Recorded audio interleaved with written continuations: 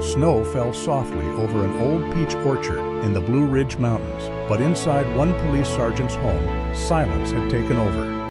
His daughter had not spoken since her mother's funeral, and every morning he tried to hold the house together with routine. Then a German shepherd named Brindle came to stay, not to perform miracles, but to wait beside the child's closed door. But when a benefits consultant arrived with a blue leather case and careful words about health coverage, Brindle stood between him and the girl. The dog did not know paperwork, policies, or old medical files, but he knew fear when it entered the room. What began as one family's struggle soon revealed a quiet pattern hurting people across the whole town. Share your own interesting and touching story with an animal you love, and don't forget to like, share, and subscribe to the channel. Late winter in Ridgewell did not bury the world the way northern storms did. It softened it. Snow rested lightly over the old peach orchard, caught in the forks of black branches and gathered along the fence rails in clean white lines. The Blue Ridge foothills rose beyond the property in layers of pale blue and charcoal, half hidden by morning mist. When the sun broke through, the snow shone bright enough to make the whole valley look forgiven. Inside the Maddox house, nothing felt forgiven. Sergeant Dorian Clay Maddox stood at the kitchen sink before dawn, rinsing a coffee mug he had already washed twice. The house behind him was quiet, in a way that no house with a child should have been quiet. No cartoons murmuring from the living room, no small feet crossing the floor, no impatient voice asking where the cereal was, or whether school would close if the road froze. There was only the heater ticking in the wall, the distant creak of old wood, and the careful sound of Dorian breathing through another morning. At 46, Dorian had the kind of build people noticed before they noticed his face. Tall, athletic, broad through the shoulders, he moved with the disciplined economy of a man who had learned never to waste motion. His face was long and angular, with high cheekbones, light tanned skin weathered by years outside, and blue-gray eyes that seemed calm until someone stood close enough to see how much they were measuring. His dark brown hair was clipped short in a police style, with silver beginning at the temples. A narrow scar near the bridge of his nose showed when the kitchen light caught it. He wore his Ridgewell police uniform most mornings because routine steadied him. Dark navy shirt, badge, shoulder patches, radio mic, duty belt, black boots, black wristwatch. Each item had its place, each buckle fastened the same way. Each pocket carried what it was supposed to carry. Order had saved his life more than once. It had not saved Nora. Dorian dried the mug and set it in the cabinet beside the others, all lined with their handles facing the same direction. His eyes moved without permission to the empty chair at the end of the breakfast table. Nora had never pushed her chair in all the way. She used to say a house should look like someone had just stood up and planned to come back. After she died, Dorian pushed the chair in every morning. His daughter sat at the table now, though not in Nora's chair. Maisie Maddox was 10 years old, small for her age, with soft brown hair that never tied evenly, and her father's blue-gray eyes in a gentler face. She wore a cream sweater too large for her wrists, gray leggings, and thick peach-colored socks. A sketchbook lay open in front of her. She had drawn a row of winter trees, each branch tipped with snow, and beneath them a little dog-shaped shadow. Dorian placed a plate of toast beside her. "School's opening 2 hours late," he said. Maisie looked up, then nodded once. "You want eggs?" She shook her head. "Toast is enough?" Another nod. He knew better than to ask a third question. Dr. Anika Lowell had warned him about stacking choices too high in front of a child whose voice had retreated behind grief. One question was a door. Too many questions became a hallway with no exit. Dorian leaned against the counter and forced his hands to rest open at his sides. "You can ride with me when I go in," he said, "or Mrs. Delaney can take you after the road's clear." Maisie picked up her pencil. In the corner of the page she wrote, "Dad," he waited, she added, "you drive slow when snow." The sentence hurt him because it sounded like Nora, practical, gentle, a correction hidden inside care. "I'll drive slow," he said. Maisie lowered her pencil again. She did not smile. But she did not look away either. These days, Dorian counted that as something. A soft thump came from the hallway. Brindle appeared at the kitchen doorway with the unhurried confidence of a dog who had already checked the house before entering it. He was a 5-year-old male German Shepherd, strong but not bulky, black and tan, with a dark saddle over his back and warmer brown shading across his shoulders. Under his right eye, a pale tan mark curved like a small tear. His left ear tilted slightly outward whenever he listened to Maisie. That one imperfection made him look less like a poster of a police dog and more like a living creature who had learned patience the hard way. He wore no working harness inside the house, only a dark chestnut leather collar with a round brass tag. Maisie reached down without looking, and Brindle stepped close enough for her fingers to find the thick fur at his neck. The first time Brindle came to the house, Dorian had expected a miracle and hated himself for it. He had expected Maisie to touch the dog and speak. He had expected grief to loosen, because a trained animal had entered the room with paperwork, recommendations, and a soft coat. Instead, Brindle had walked through the house, sniffed the baseboards, glanced once at Dorian, and settled outside Maisie's bedroom door without crossing the threshold. For 3 hours Maisie had pretended not to care. Then she had slid a single drawing under the door. A dog. A door. A girl on one side, the dog on the other. Brindle had lowered his head beside the paper and waited. That was how progress arrived in the Maddox house. Not as a breakthrough, not as a scene anyone would know how to describe at church. Just a dog refusing to rush a child who had already lost too much. A sharp crack split the morning outside. Dorian's body reacted before his mind found the sound. His hand shot to the edge of the counter. His shoulders locked. The kitchen disappeared for half a second, replaced by dust, heat, and a road that did not belong in Georgia.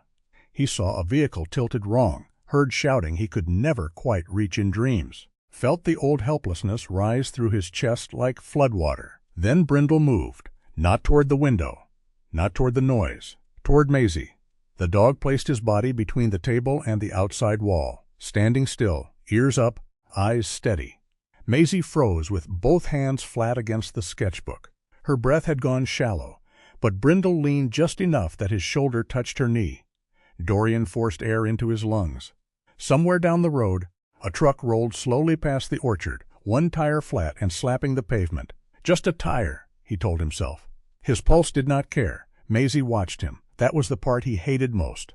Not the memory, not the sound, not even the weakness that came afterward. He hated his daughter seeing him pulled away by a world she had never entered. "I'm all right," he said. It was not entirely true, and maybe that was why Maisie looked down again. Brindle stayed beside her. By late afternoon, the snow had begun to melt in shining patches along the dirt drive. Dorian came home from the station wearing his winter patrol jacket over his uniform. He found Maisie in the living room, sitting cross-legged near the coffee table. Her sketchbook was open. Brindle lay several feet away, not touching her, but close enough to be chosen. Dorian had just removed his duty belt when a sedan turned into the drive. The car was silver, clean, and out of place among the old peach trees. It stopped beside the porch without hesitation, as if the driver had practiced arriving where he had not been invited. Brindle lifted his head. Dorian looked through the front window. A man stepped out wearing a charcoal overcoat and polished black shoes that sank slightly into the wet snow. He was around 49, neatly built, with sandy blonde hair brushed into place, and a narrow, pleasant face that did not quite warm when he smiled. In one hand he carried a dark blue leather case. Dorian knew the case before he remembered the name, Miles Carroway. Pinecrest benefit administrators had sent emails first, then letters, then requests for a household benefits review. Dorian had ignored the softer wording as long as he could. Pinecrest managed the health plans for county employees and their families, including certain therapy supports routed through local programs. The company had started calling the current plan outdated, inefficient, no longer aligned with regional policy. That was how people like Miles talked. They made danger sound like maintenance. Dorian opened the door before Miles could knock. "Sergeant Maddox," Miles said. His voice was smooth, careful, and lightly southern in a way that sounded chosen rather than born. "I appreciate you making time. I didn't." The smile did not move from Miles's face. "Of course. I know these changes are inconvenient." "Then mail the documents." "We did. Several times." Miles lifted the blue case slightly. But some matters are better handled in person, especially when a child's care plan may be affected by delayed signatures. Behind Dorian, the living room went still. Dorian did not turn around. My daughter's care plan isn't part of a porch conversation. I understand completely. Miles lowered his voice, as though softness made the words less invasive. That's exactly why I'm here. The current benefit structure is being reassessed. If your household doesn't transition before the review window closes, certain supports may require fresh authorization. Brindle stood. The movement was quiet, but Dorian felt it behind him. The dog came from the living room to the entry hall. Not fast, not reckless, but with purpose. His body aligned between Miles and the inside of the house. His ears rose. His dark muzzle pointed toward the blue case. Miles looked down. For the first time, something in his face changed. "Is that the support animal?" he asked. "His name is Brindle. Handsome dog." Miles did not bend or offer a hand. "Though I should note any animal with protective reactivity may trigger review concerns." Dorian's jaw tightened. "He hasn't done anything. He's growling." Brindle was not barking. He was not lunging. The sound in his chest was low enough that a person could pretend not to hear it, if that person wanted peace more than truth. Dorian heard it clearly. So did Maisie. She had moved to the edge of the living room, sketchbook pressed against her chest. Her face had gone pale. One hand clutched the sleeve of her sweater, pulling it over her fingers. Miles tilted his head, still smiling. "I don't want to upset anyone," he said, "but paperwork protects families from interruptions. That's all this is." Dorian stepped onto the porch and pulled the door partly closed behind him. "Send the paperwork," he said. "Every proposed change, every clause, every deadline. In writing." Miles's eyes narrowed only a fraction. "You may find that waiting limits your options. Then write that down too." For a moment, the two men stood in the bright, wet cold. One in a police jacket, the other in a perfect overcoat. Snow slid from the porch roof and broke apart near Miles's polished shoes. Miles gave a small nod. "I'll be in touch. I'm sure you will." Dorian watched the silver sedan reverse down the drive. He did not move until it reached the road. When he stepped back inside, Brindle was no longer in the hall. He was beside Maisie. The girl sat on the floor with her sketchbook open, pencil moving in hard, tight lines. Dorian approached slowly, careful not to crowd her. On the page, she had drawn a man with a blue case standing in front of a doorway. The doorway had a small rectangle beside it, like a hospital sign. Behind the man was a bed. On the bed was a shape with long hair. Dorian felt the room tilt quietly. Maisie wrote one word under the drawing. Again. He lowered himself into the chair across from her. "Maisie," he said, but the name came out too heavy. She closed the sketchbook. Brindle rested his chin on her knee and looked at Dorian with amber eyes that did not accuse him, did not comfort him, did not explain anything. The dog simply remained where the fear was. That night, Dorian checked the locks twice, then a third time. He hated that Maisie could hear him moving from door to door. He hated that the old part of his mind believed safety could be made from repetition.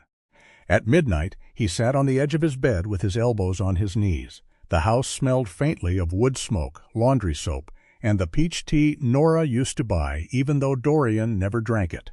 His black wristwatch glowed on the nightstand. Beside it lay the small wooden peach pit, keychain Maisie had carved for him after the funeral. The shape was uneven. One side was too thick. The tiny groove down the center had been cut too deep. He picked it up and rolled it between his fingers. Sleep came late and badly. In the dream, he was back on a road that ended in smoke and shouting. He could see a man reaching for him, but every step Dorian took moved the man farther away. Orders came through a radio. Then the radio became a hospital monitor. Then the hospital monitor became someone knocking on glass from the other side. Dorian woke with his hand gripping the sheet. His heart pounded hard enough to hurt. For several seconds, he did not know where he was. Then the dark bedroom returned. The old dresser, the pale square of window, the quiet house in the Blue Ridge foothills. He listened. No bark, no footsteps, no crying.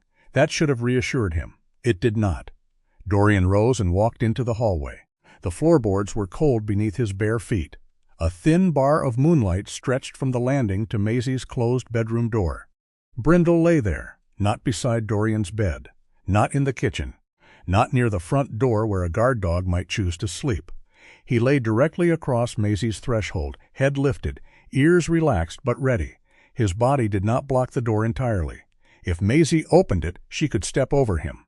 If something came toward it, Brindle would know first. Dorian stood in the hallway, one hand still around the wooden peach pit. For months, he had thought the silence in the house belonged to grief.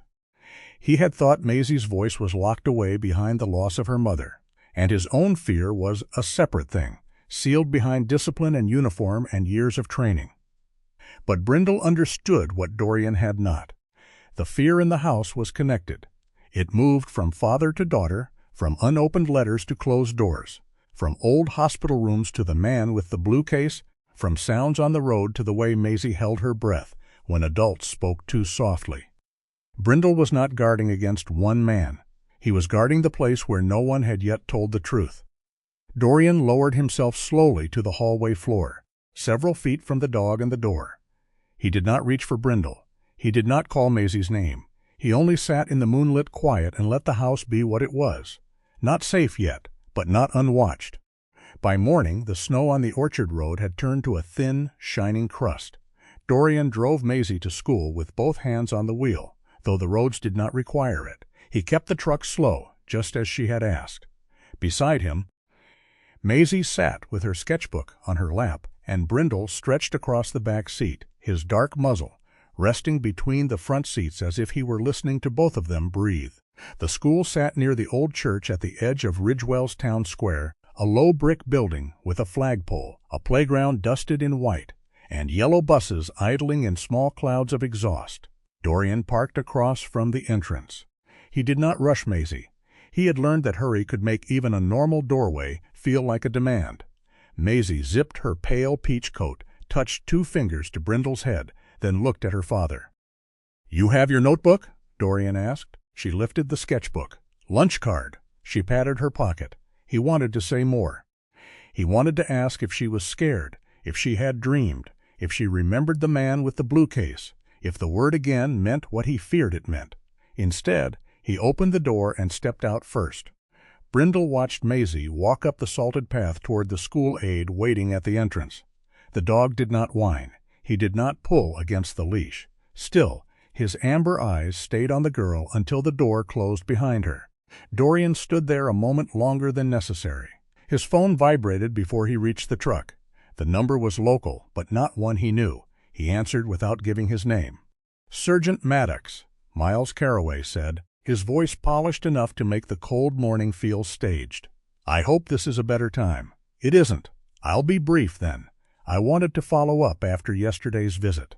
I'm concerned there may have been some misunderstanding about the household transition packet. Send it in writing." A small pause came through the line. "Of course. But the written materials can appear more severe than the actual process. Sometimes a conversation prevents unnecessary anxiety." Dorian looked through the windshield at the school door where Maisie had disappeared. Then write the conversation down. Miles gave a light breath that was almost a laugh. "You're very procedural. I'm asking for the policy language. And I'm trying to help you avoid a disruption in your daughter's support services." The words landed exactly where Miles meant them to land. Not as a threat, not clearly. Something softer and harder to challenge. Dorian pressed his thumb against the steering wheel seam. "What section of the plan allows Pinecrest to interrupt her therapy support if I don't sign a new contract this week?" "I didn't say interrupt. What word are you using?" "Recess. Put that in writing too." Another pause. "Longer this time. I'll have something sent over," Miles said. "Good." Dorian ended the call before the man could smooth the edge off what he had already said. For the rest of the drive to the station, he replayed the conversation in his head and disliked how little there was to hold. Miles did not speak in straight lines. Every sentence bent away from responsibility before it reached the end. He did not threaten, he advised. He did not pressure. He clarified. He did not warn. He protected. That was the trouble with men who had learned to hide force inside manners. They left no bruises on a sentence. The Ridgewell Police Department occupied an old stone building beside the county clerk's annex. In summer, tourists took pictures of it because it looked charming. In winter, it smelled faintly of wet wool, printer toner, burnt coffee, and road salt. Dorian passed 2 patrol officers at the front desk and nodded without slowing. Lieutenant Harper Sloan was already in her office. She was 52, with short salt and pepper hair cut close around a face that had never needed softness to earn respect. She wore her Navy command jacket over a pale blue shirt, and a pair of reading glasses rested low on her nose as she reviewed a traffic report. Harper had the kind of stillness that made younger officers lower their voices without knowing why. Dorian stood in her doorway. "You look like you either need advice or permission," Harper said without looking up. "Advice, that's the better answer." She pointed to the chair across from her desk. Dorian sat but did not relax. He told her about Miles, the home visit, the repeated calls, the pressure to sign, the mention of Maisie's support services, and Brindle's reaction. He kept his voice even. He did not mention the drawing yet. Some things still felt too close to bring into fluorescent light. Harper listened without interrupting. When he finished, she removed her glasses and placed them upside down on the desk. Dorian knew that gesture. It meant the truth was about to come without padding. "You do not investigate this as a police matter," she said. "I know that. No. You know the words. I need you to understand the consequences. You don't run names through county systems. You don't ask dispatch to pull addresses. You don't visit people in uniform to talk about their insurance. You don't corner this Caraway man in a parking lot and call it a conversation." Dorian's jaw moved once. Harper saw it. "That wasn't a suggestion. He came to my house, and if you respond as Sergeant Maddox instead of Dorian Maddox, Pinecrest will make you the story, not their letters, not their policies. You." The office fell quiet. Outside the door, someone laughed near the copier. A phone rang twice and stopped. Life at the station continued with its small, ordinary sounds, which somehow made Harper's warning heavier. Dorian looked at the framed commendations on her wall, then back at her. "What am I supposed to do? Wait? You document. You ask for every claim in writing. You talk to an attorney if you need one. You contact the state insurance office if there's a pattern. And you keep your badge out of your grief." The last word struck harder than the rest. Dorian stood too quickly, then forced himself still. Harper's voice softened by only a degree. "I'm not telling you to do nothing. I'm telling you not to hand them the easiest way to dismiss you." He wanted to argue. He wanted to say he was not that careless. He wanted to say he knew how to keep personal pain separate from public duty. But Nora's empty chair rose in his mind, and Maisie's drawing with the blue case stood behind it. Dorian gave one nod. "I'll do it clean," he said. "Good," Harper replied, "because clean is the only kind that survives." At lunch, Dorian did not go to the break room. He crossed the square to Hollister's Diner, a narrow brick-front place with fogged windows and a bell over the door that sounded older than the building. Inside, heat rolled from the griddle. The air smelled of coffee, butter, cinnamon, and bacon. Reva Jean Hollister stood behind the counter refilling mugs as if she had been born with a pot in her hand. She was 67, short and round, with silver hair pinned up by a red clip and eyes sharp enough to catch a lie from across a crowded room. She wore a floral dress beneath a white apron and a deep red cardigan with flour dusting one sleeve. "Sergeant Maddox," she called. "You're too late for biscuits and too early for pie. I'm not here for either. That's what people say when they need both." He almost smiled. Reva poured him coffee without asking and set it in front of the last stool at the counter. Dorian sat with his back to the wall. Old habits chose the seat before he did. Reva studied him for half a second. "This about that Pinecrest fellow?" Dorian looked up. She tapped the side of her nose. "Town Square has windows, honey, and that man parks like he thinks the curb owes him rent. I need to ask something without making anyone feel pressured. That sounds new for you." This time he did smile, but it faded quickly. "Have other people mentioned trouble with Pinecrest?" Reva's expression changed, not surprise, recognition. She leaned both hands on the counter. "You asking as police?" "No, as Nora's husband." The name quieted him. "As Maisie's father," he said after a moment. "And as someone trying not to do this wrong." Reva accepted that. She glanced toward the booths, making sure no one was close enough to feel watched. Glenn Taver had his lung treatment paperwork sent back twice because of missing language that his doctor swears was already there. Marla Beecham's therapy got delayed until she stopped going because she couldn't keep paying up front. Cal Renshaw lost counseling sessions after they called his case non-urgent. She lowered her voice. "And those are just the ones who talk while the coffee's hot." Dorian took out a small notebook. Riva reached across the counter and put one hand over it. "Careful," she said. "I'm only writing names. That's exactly what scares people." He looked at her hand, then at her face. Riva did not move it. Folks here don't have extra plans sitting in a drawer. They've got one card in their wallet, one doctor who knows them, one refill they can't miss. You come around asking questions, even kindly, and they'll wonder whose desk their name lands on next. Dorian closed the notebook. It cost him more than it should have. "I need the pattern. I know you do, but people aren't pattern pieces. They're scared." The bell over the diner door rang. 2 county road workers came in laughing about a plow stuck near Bear Creek. Riva straightened, smile returning to her face as easily as a porch light switching on. "Sit anywhere," she called. "If you track mud past the mat, I'll charge extra." Then, quieter to Dorian, she said, "Let me talk first. People tell me things because I bring refills, not because I carry a badge. I'm not using my badge, but they still see it when they look at you." That stayed with him longer than he wanted it to. By the time Dorian picked Maisie up from school, the sky had cleared into a cold blue. She climbed into the truck without speaking, cheeks pink from the air, sketchbook hugged to her chest. Brindle greeted her with a low wag and a careful nudge under her hand. At home, an envelope waited in the mailbox. Dark blue Pinecrest logo, white paper, clean edges. Maisie saw it before Dorian could turn it over. Her whole body changed. Not dramatically, not in a way anyone outside the family would have understood. Her shoulders tucked inward. Her fingers tightened around the strap of her backpack. Her gaze dropped from the envelope to Brindle. The dog stepped between her and the mailbox. Dorian slid the envelope into his coat pocket. "Just mail," he said. Maisie looked at him. The lie was small. It was meant to protect her. That did not make it harmless. Inside, she went straight to her room. Brindle followed, but stopped at the doorway, waiting to be invited. After several seconds, the door opened wider. The dog entered. Dorian stood in the hall with the unopened envelope in his pocket and felt the old pressure to act. Call Miles. Demand answers. Drive to Pinecrest's local office and place the letter on someone's desk. Make the threat name itself. Instead, he walked to the kitchen, took out his phone, and photographed the envelope front and back before opening it. The letter was exactly what Miles had promised and exactly what he had avoided saying. No benefit would be immediately discontinued, it claimed.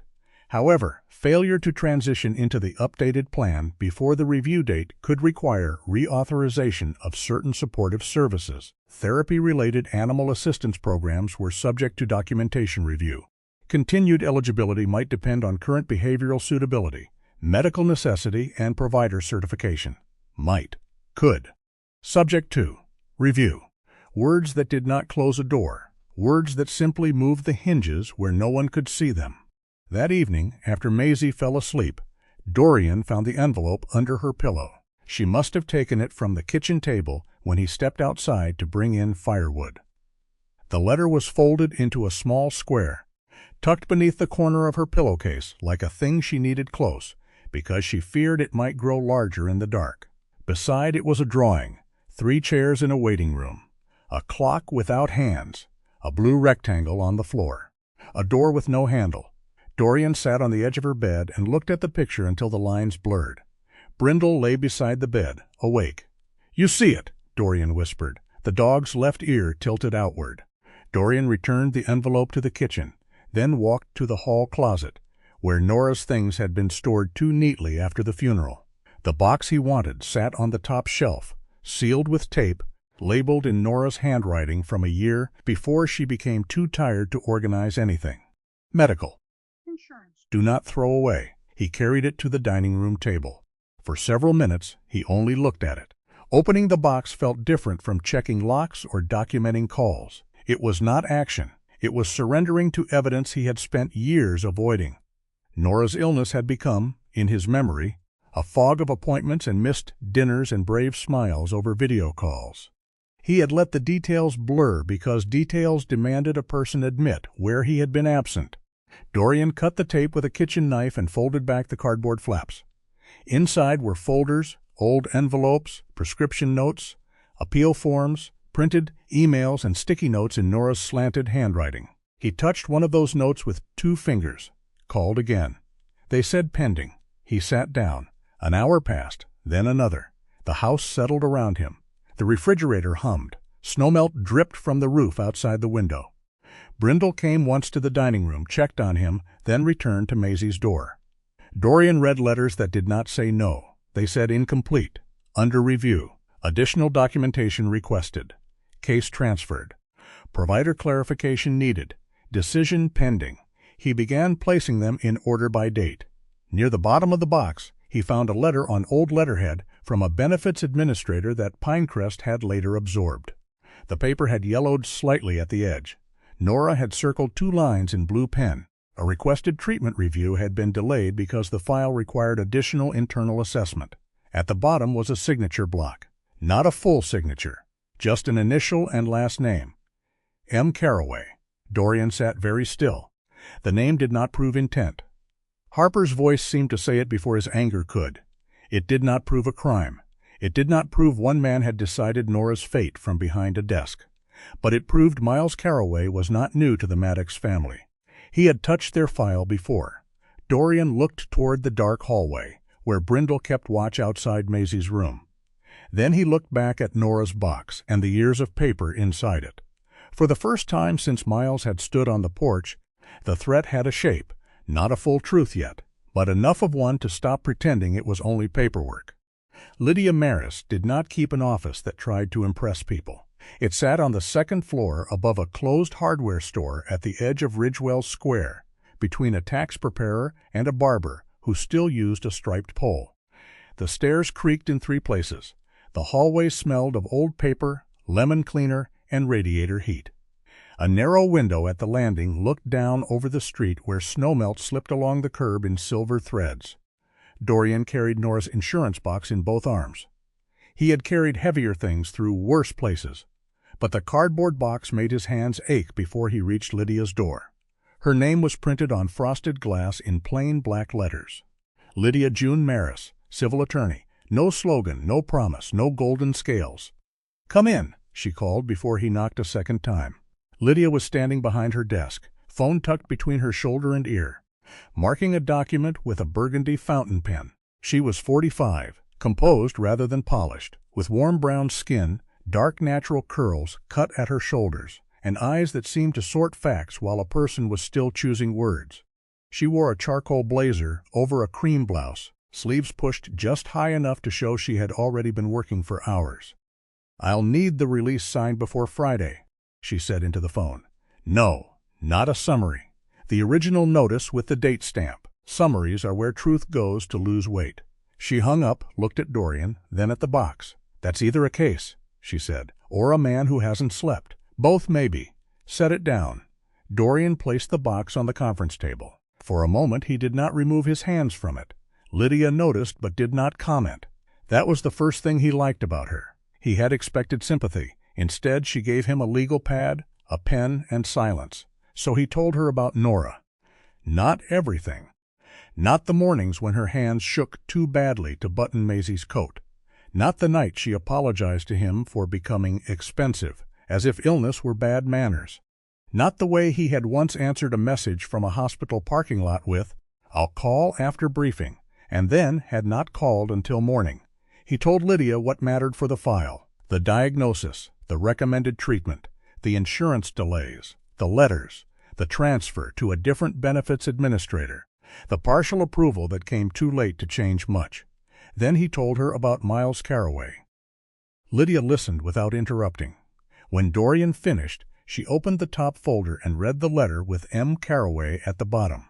Her face did not change. Dorian found that irritating.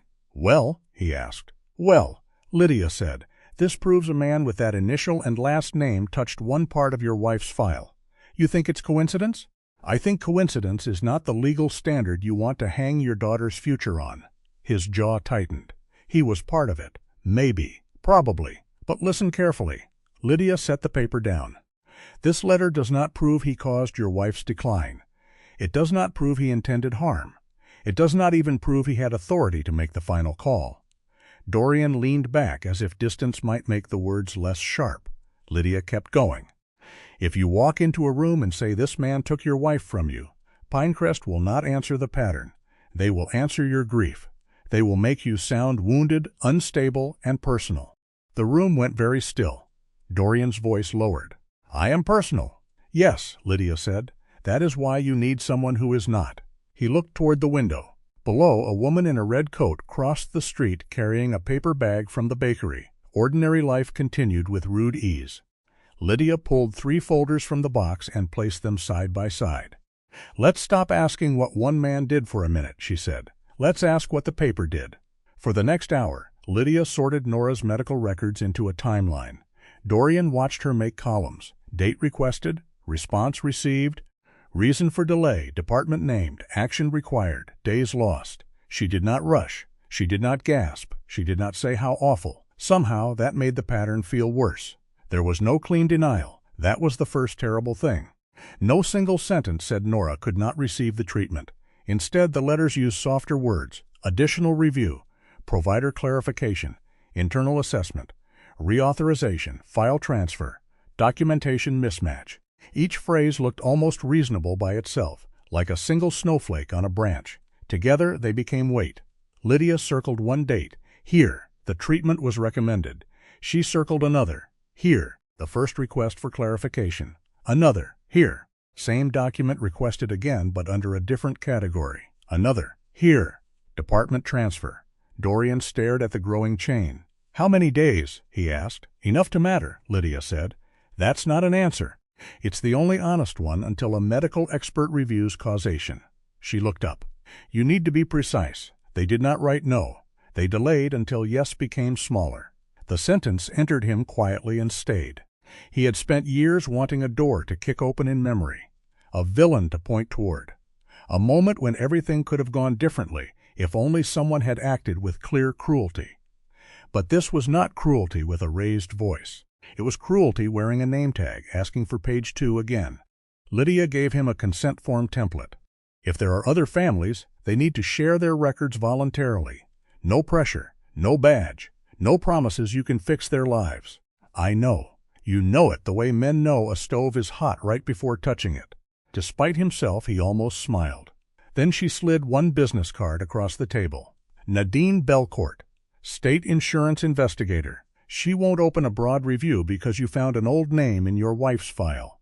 But if you can show a pattern across unrelated households, she may listen.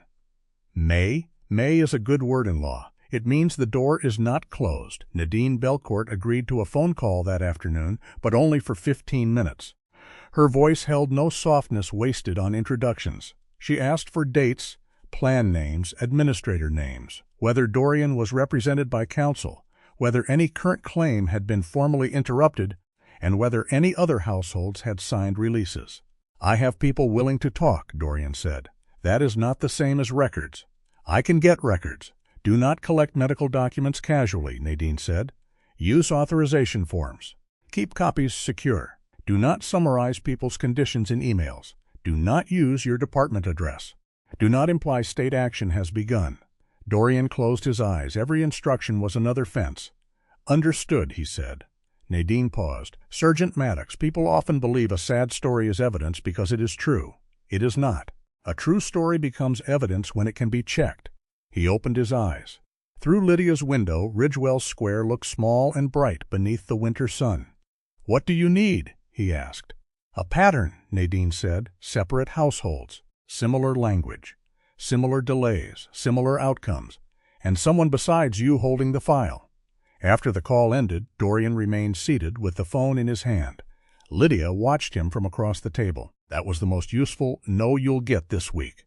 It sounded like every other no. No. Every other no tells you to stop.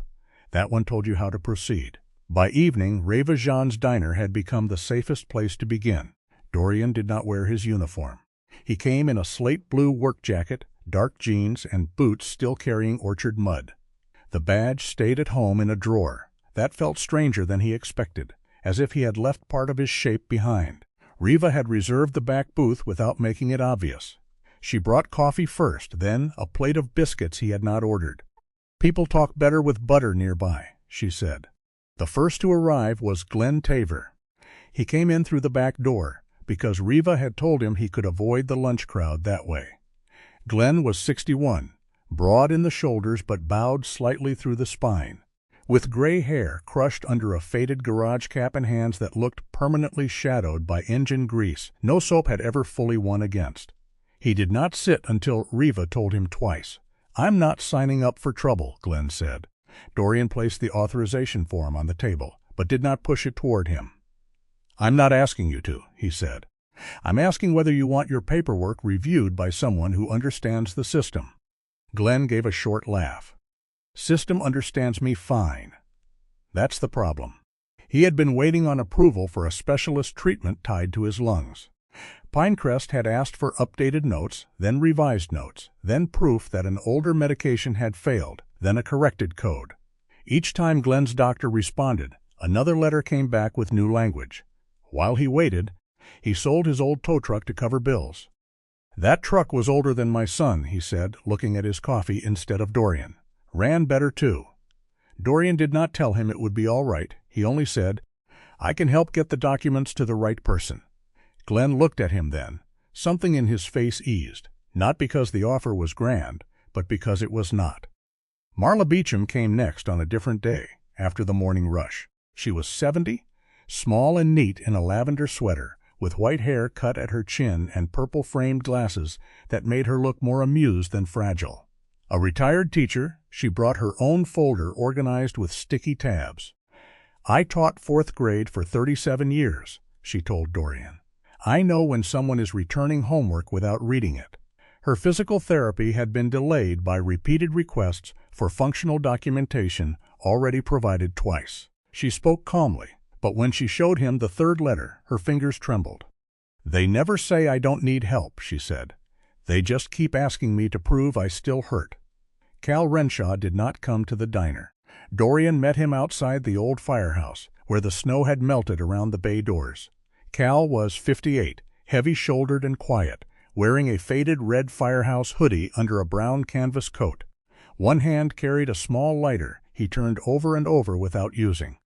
"My counseling got labeled non-urgent," Cal said. "Funny thing about that word. It sounds clean when somebody else says it." Dorian knew better than to fill the silence.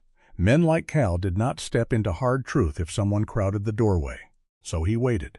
Cal looked at the empty firehouse windows. "I spent half my life walking into bad places because somebody had to. Then I had to ask permission to talk about what it did to me." He gave Dorian a tired glance. Permission didn't come. By the time Dorian returned home that night, he had 3 signed releases in a folder and no sense of victory. Maisie was at the kitchen table with Dr. Anika's communication board spread in front of her. The board had letters, simple words, and small picture cards. Door, safe, tired, angry, dog, home, wait. Brindle lay beside her chair. His left ear tilted outward as she moved one finger from square to square. Dorian stopped in the doorway. Maisie touched 4 cards, blue, paper, mom, door. Dorian felt the day's careful discipline fracture slightly. He stepped forward too fast. Brindle rose before Dorian reached the table. Not sharply, not aggressively, but enough. The dog placed himself between Dorian and Maisie. Body angled sideways, eyes steady. His pale tear-shaped marking caught the kitchen light. Dorian froze. Maisie's hand withdrew from the board. For one aching second he wanted to say, "I would never hurt her." But Brindle was not accusing him of harm. The dog was responding to speed, pressure, the sudden change in breath. He was reading the room more honestly than Dorian had. Dorian stepped back. "I'm sorry," he said. Maisie looked at him. He did not know whether the apology was for moving too fast, or for all the years he had entered rooms with answers, before noticing who was afraid of the question. Brindle lowered himself again, but he stayed close to the chair. The next morning the letter came not to the house, but to Dr. Anika Lowell's office. Dorian learned about it by phone. Anika's voice was careful. "Dorian, Pinecrest has requested updated documentation for Maisie's support plan." He stood in the station parking lot, cold wind cutting around his jacket. What kind of documentation? Medical necessity, behavioral suitability, program compliance, and incident review. Incident? They referenced Brindle's protective reactions during contact with a benefits representative. The asphalt beneath Dorian's boots seemed to tilt. They're calling him unsafe. They're asking whether he should be reviewed. That's the same thing in nicer clothes. Anika did not argue. Dorian looked across the lot at the patrol cars lined in clean blue and white rows. His own reflection stared back from a windshield. A police sergeant with no badge strong enough to protect his daughter from a sentence written by someone careful. "Can they remove him?" he asked. "Not today," Anika said. "Not without review. But they can slow support. They can ask questions. They can make the program defend him." In the silence that followed, Dorian heard Brindle's low growl from the porch in memory. He saw Maisie's hand under the pillow, hiding a letter she did not understand but feared anyway. He saw Nora's folders spread across Lydia's table, each delay written softly enough to survive. Miles had stopped standing at the door. He had found a cleaner way inside. That evening, Dorian sat on the back porch while Brindle stood in the yard with Maisie. Snow clung in small white patches beneath the peach trees. The sky beyond the orchard was pink with the last light, almost warm enough to lie. Maisie threw a tennis ball only a few feet. Brindle fetched it gently and returned it to her hand, careful not to crowd. She touched his head after every return, as if checking that he was still real. Dorian held the state investigator's card in one hand and the new Pinecrest notice in the other. For the first time, his anger did not tell him to move faster. It told him to be exact. Pinecrest did not knock again. That was what made the next week worse. No silver sedan came up the orchard road. No polished shoes appeared on the porch. Miles Carraway did not stand under the winter light with his blue leather case and his careful smile. Instead, he arrived through other things. A message left with Dr. Anika Lowell's office. An automated email to Dorian's personal account. A benefits portal notification with a deadline in red. A letter that used the word review 6 times without once explaining who had asked for it. Every notice was polite. Every sentence wore gloves. Dorian printed them all. He dated each page, placed each one in a folder Lydia had labeled current actions, and resisted the urge to call Miles directly.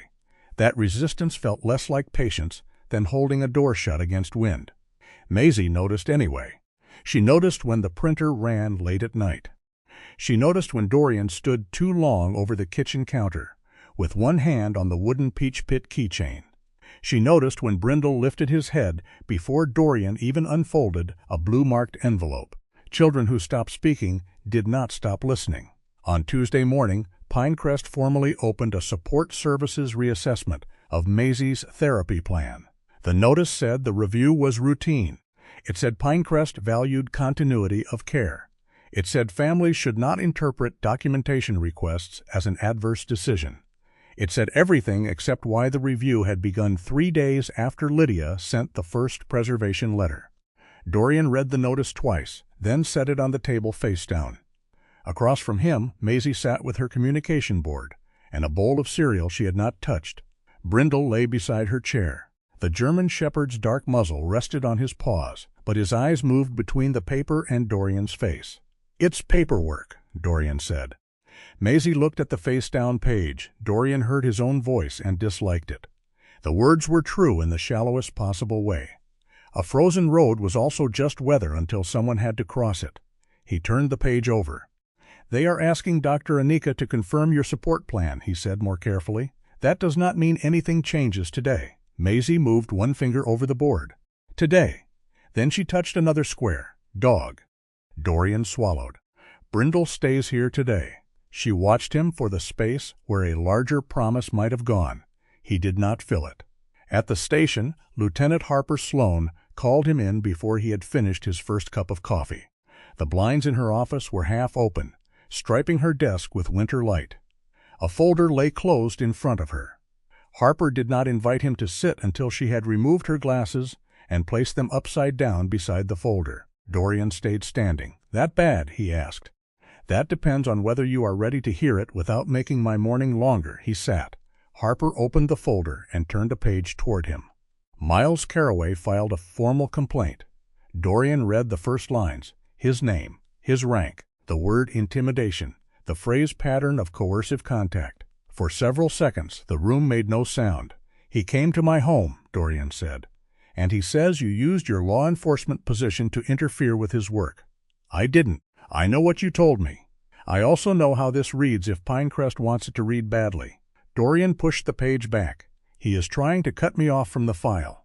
He is trying to make you the file. That stopped him." Harper leaned back. She wore her command jacket, but there was nothing official in her expression now. Only the tired patience of someone who had warned many good officers away from the edge and watched some keep walking. "Effective today," she said. "Anything involving Pinecrest happens off-duty, through your attorney, and with documentation. You do not contact Carraway directly.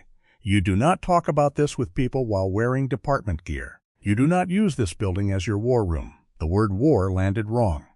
Dorian's hand closed on the arm of the chair before he could stop it. Harper saw. "That," she said softly, "is why I said it." He looked away. Outside her office, officers moved through the hall with ordinary complaints about coffee, icy steps, and a cruiser heater that had quit again. Dorian could hear every harmless sound too clearly. "I am trying to protect my daughter," he said. "I know, and if I step back, you are not stepping back. You are stepping into the only lane that will hold. There is a difference." Dorian looked at the complaint again. Miles had written nothing loud, no wild accusation, just enough concern to make Dorian look dangerous on paper. "He knows how to do this," Dorian said, "so learn how not to help him." That afternoon Brindle refused his food. At first, Dorian told himself it was nothing. Dogs skipped meals. The house had been tense. The weather had changed. He warmed the food and added a little broth. Brindle sniffed it, licked once, then turned away and placed himself beside Maisie's chair. By evening, he had vomited twice and paced between Maisie's bedroom and the front hallway. Not frantic, not wild, just unable to settle. Maisie sat on the floor with both knees pulled to her chest. She watched every movement he made. Her sketchbook remained closed beside her. Dorian called Dr. Kira Knoll before pride could talk him out of it. Kira's clinic sat behind a feed store on the east side of town, where the pavement ended and the road began climbing toward farms. She met them at the side door after hours, wearing teal scrubs under a gray hoodie. Copper-red hair clipped poorly at the back of her neck. She had green eyes, freckled cheeks, and the blunt manner of a woman who loved animals too much to romanticize them. "Bring him in slow," she said. "Let him decide whether the room is safe." Dorian almost answered that Brindle was trained. He stopped himself. Kara examined the dog with patient hands. Brindle allowed it, but kept his body angled so he could see Maisie, who sat in the corner clutching the pale peach scarf from her coat. The clinic room smelled of disinfectant, rubber mats, and warm towels. Snow tapped lightly against the small square window. Kara listened to Brindle's heart, checked his gums, felt along his abdomen, and asked questions without looking away from the dog. "Any change in routine?" "Yes." "Visitors?" "One." Raised voices. Dorian hesitated. Kara looked at him then. He answered, "Some." "Child under stress?" Dorian glanced at Maisie. "Yes." "Handler under stress?" The word handler stung. "He is not my working dog." "No," Kira said, "but he is working." She let that sit while she drew fluids and prepared medication to settle Brindle's stomach. Nothing dramatic, nothing catastrophic. Stress colitis, mild dehydration, exhaustion, treatable, manageable, but not imaginary. Kara rested one hand lightly on Brindle's shoulder. "Support dogs are not emotional furniture, Sergeant.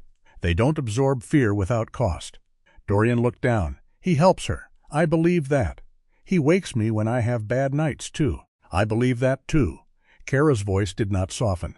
"Then he has 2 patients and no off switch." Maisie looked up at that.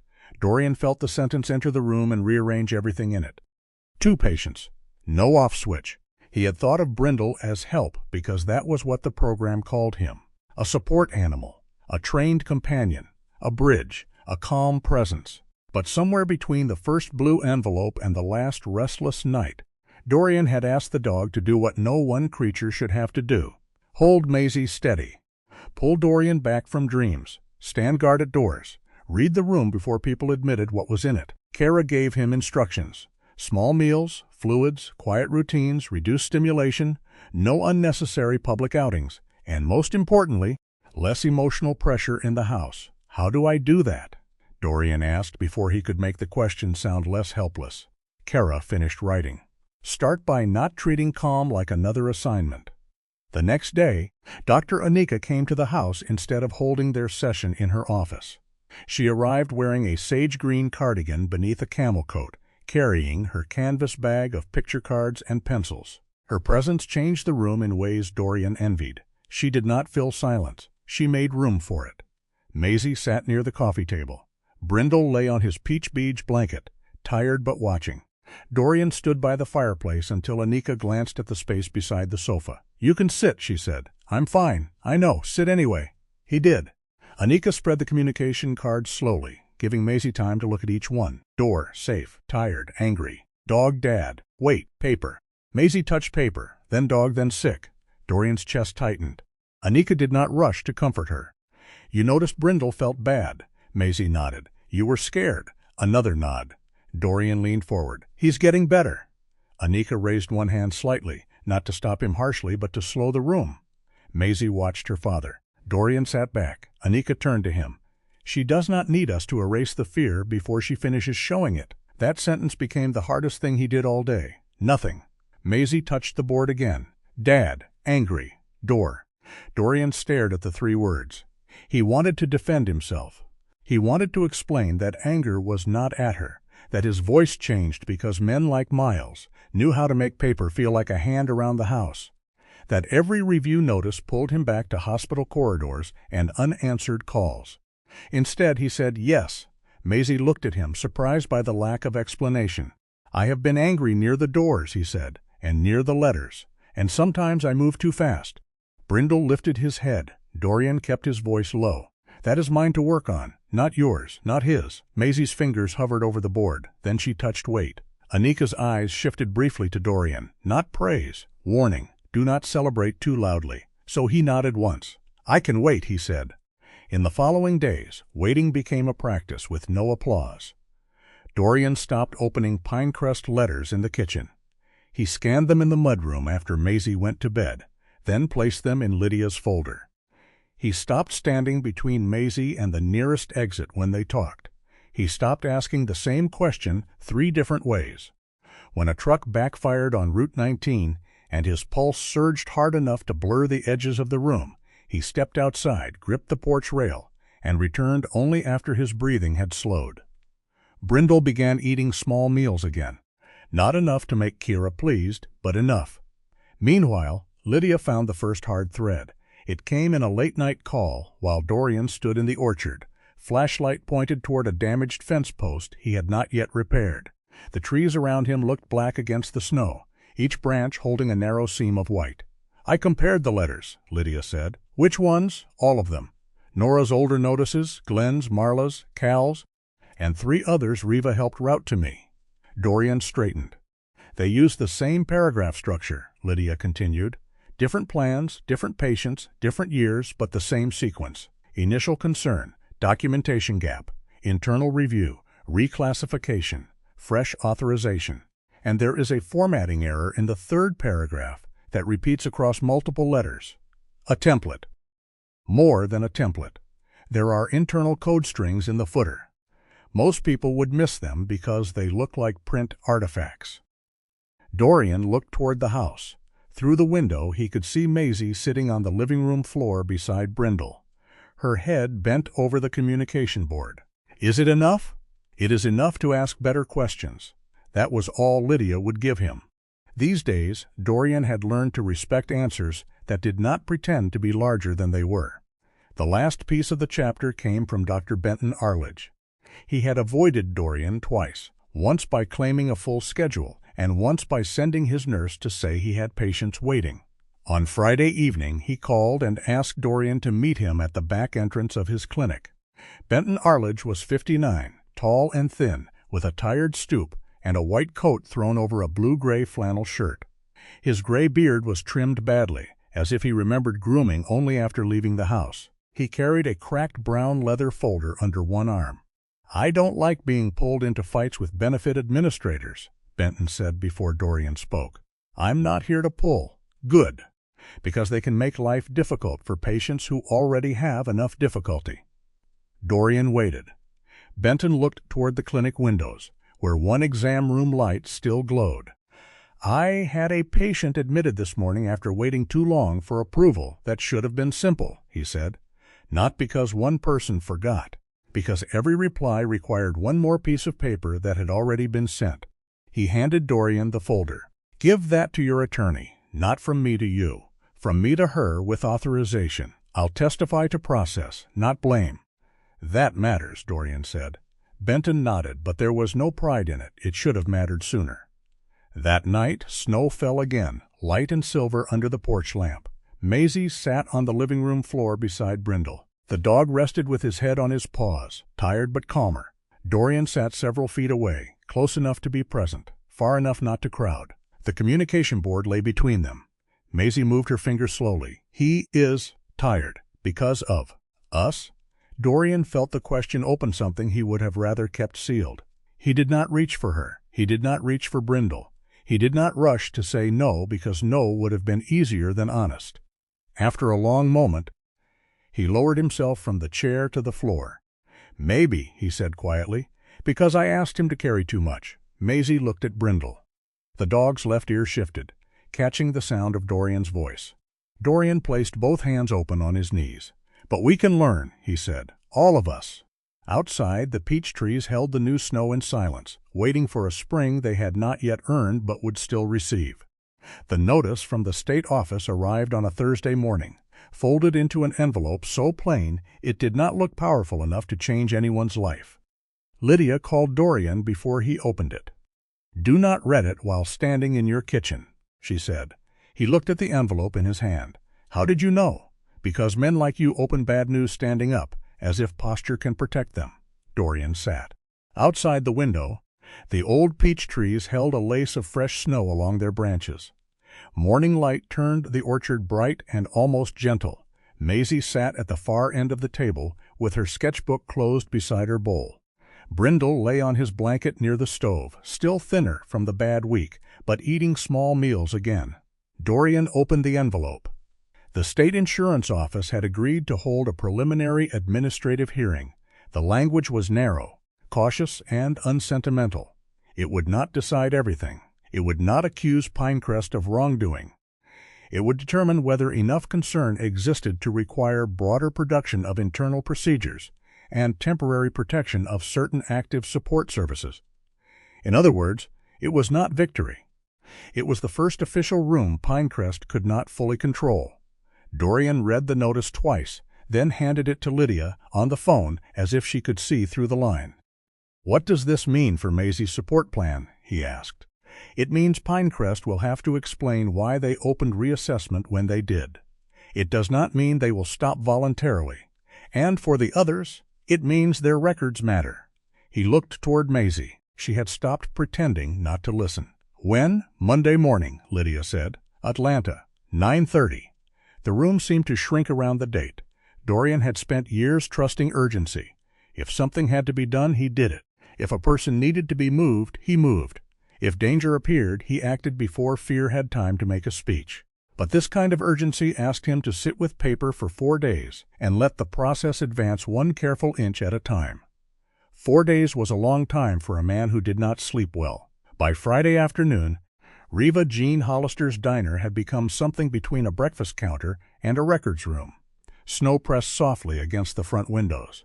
Inside, the glass fogged with heat from the griddle and the breath of people who had come in carrying folders under coats. Reva moved among them with a coffee pot in one hand and her red order book in the other, though she was no longer writing down eggs and toast. She wrote names, claim numbers, appointment dates, and who needed another copy made. "Don't put coffee near the originals," she warned Glenn Taver, lifting his mug away from a stack of forms. "If Pinecrest didn't ruin your file, I'm not letting breakfast do it." Glenn grunted but moved the folder. Marla Beecham sat at the back booth with purple reading glasses low on her nose, arranging papers in rows as if preparing lesson packets. Cal Renshaw stood near the window, turning his old lighter in one hand and saying little. Dr. Benton Arledge arrived after clinic hours, carrying his cracked brown leather folder, his white coat replaced by a tweed overcoat and a fatigue that seemed to live in his shoulders. No one looked like a movement. They looked like tired people, trying to make copies before the pharmacy closed, before supper burned, before courage leaked out. Lydia stood at the end of the counter and gave instructions with the calm precision of someone building a bridge from paperclips. "Dates first," she said, "then request, then response. Do not embellish. Do not guess what they meant. If the letter says additional documentation, say additional documentation. If it says reassessment, say reassessment. Let their words do the work." "That doesn't sound strong enough," Glenn muttered. "It is stronger than anger if we can prove they used the same words on all of you." Dorian watched from the edge of the room, wearing his slate blue work jacket instead of anything that could be mistaken for duty. His badge was at home, his department phone was off. Even so, he saw people glance at him before they signed releases or corrected dates. Riva had been right. Some men carried authority even when they took the uniform off. So, he made himself smaller. He poured coffee. He carried papers to the copy machine near the back hallway. He picked up dropped envelopes. When Marla's hands shook while she tried to explain the third request for the same therapy note, he did not finish the sentence for her. He waited. "3 times," Marla said at last, her voice thin but clear. "They asked 3 times for the same thing and made me feel like the confusion was mine." Lydia wrote it down exactly. That became the rhythm of the weekend. Not dramatic, not clean. Paper stacked, coffee cooled, snow melted from boots onto Riva's floor. People corrected dates they had tried not to remember. Dr. Benton wrote a statement explaining medical timing without blaming a single person by name. Cal crossed out the phrase "I should have pushed harder" and replaced it with "I followed the instructions provided." Dorian saw that change and looked away. He had written some version of that sentence inside himself for years. On Sunday afternoon, Lydia called him to a small conference room attached to the county library. Pinecrest had requested a pre-hearing discussion, not to settle, Lydia said, but to narrow issues and make a record of their position. Nadine Belcourt would not preside. This was not the hearing itself. It was a lawyerly room before the real room. Dorian did not want Maisie there. Maisie did not ask to go. She only stood by the door with Brindle's leash in one hand and the pale peach scarf in the other. Doctor Anika, who had come by to check on her, watched the silent negotiation unfold. "She may stay outside the room with me," Anika said. "Only if she chooses. Only if we can leave at any time." Dorian looked at Maisie. She touched Brindle's harness, then pointed toward town. Not a plea, a decision. He nodded once. "If you want out, we go." The library conference room smelled of carpet cleaner and old heating vents. A plastic fern stood in one corner, trying and failing to soften the place. Miles Carraway was already seated when they arrived, wearing a gray suit and a silver-blue tie. Beside him sat a Pinecrest regional representative named Celeste Warwick, a trim woman in her 50s with copper-brown skin, sleek black hair, and the kind of smile that greeted risk before it greeted people. Miles looked at Brindle first. The German shepherd moved quietly under Dorian's chair, then settled with his head near Dorian's boot. He was wearing his charcoal support harness, not his home collar. His left ear tilted, alert but tired. "Is the animal necessary for this discussion?" Celeste asked. Lydia opened her folder. "The dog is part of the support plan currently under review. If Pinecrest is uncomfortable with his calm presence, that may be worth noting." Celeste's smile thinned. Miles folded his hands. "No one is uncomfortable. We only want to ensure safety." "Then let us proceed," Lydia said. For the next 40 minutes, Miles did what he did best. He made injuries sound like administration. Pinecrest had not denied care. It had verified eligibility. Pinecrest had not delayed treatment. It had ensured proper documentation. Pinecrest had not targeted vulnerable households. It had applied consistent standards across plans. Pinecrest had not threatened Maisie's support services. It had initiated a routine review following reports of protective behavior from a support animal. Each sentence was clean enough to place in a brochure. Dorian sat with both feet flat on the floor and one hand open on his knee. He felt Brindle's warmth against his boot and used it like a metronome. Lydia waited until Miles finished. Consistent standards. she said. "That phrase interests me." Celeste glanced at Miles. Lydia slid a page across the table. It was not a patient record. It was a summary sheet showing repeated letter structures, matching internal footer codes, and timing sequences across unrelated households. "This is not a complete exhibit," Lydia said, "but it is enough to show the state why production matters." Miles read it without moving his face. Celeste read it faster. Then Lydia placed another page down. Dorian had not seen that one before. It was a compensation framework summary obtained from public procurement disclosures, and one former Pinecrest employee willing to authenticate the general structure if subpoenaed. Lydia did not overstate it. She did not say bonus. She said performance incentives tied to cost containment, successful plan transitions, and reduction in open high-cost claims. Miles looked up. For the first time, his politeness had weight behind it. "You are mischaracterizing administrative efficiency," he said. "I am characterizing what the document says, without context. Then provide the context tomorrow." Miles leaned back slowly. "Do you have any idea what happens when benefits administrators approve everything without careful review? Premiums rise. Small counties lose coverage options. Families with modest incomes lose plans entirely. You may think delay is cruelty. Sometimes restraint is what keeps the system alive." His voice had changed. Not louder, truer. Dorian heard underneath the calculation the belief. Miles did not think of himself as a villain. He thought he was the adult in a room full of people too emotional to understand arithmetic. "Is that what you told yourself with my wife's file?" Dorian asked. Lydia's head turned slightly. A warning. Miles's expression softened in a way Dorian disliked more than anger. "Sergeant Maddox," he said, "I am sincerely sorry for your loss, but grief is not evidence." The words found every unguarded place in him. Dorian stood. The chair legs scraped the floor.